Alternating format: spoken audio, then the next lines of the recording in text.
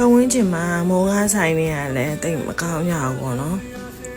ကောင်းတဲ့မော်ကားဆိုင်တွေကလည်းဝေးတယ်တသက်တော့စားမှာဆိုတော့မနှက်စားကိုဒီ ready made ဘူးလေအရင်ကလှုပ်စားဘူးတာကောင်းလို့ပြန်လှုပ်စားကြည့်မို့ဝယ်လာခဲ့ပါတယ်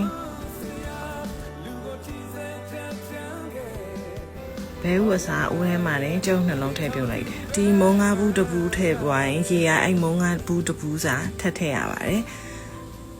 တပူးကိုလူ3ယောက်စားလို့တော့ရတယ်2ယောက်ဆိုရင်ပိုးဝါးဝါးလည်းလင်းစားရတယ်ဒါချီလေးနည်းနည်းလိုက်ထည့်တယ်အစွန်ထန်းငံပြားလေးနည်းနည်းထည့်တယ်နည်းနည်းမင်းလေးထည့်တယ်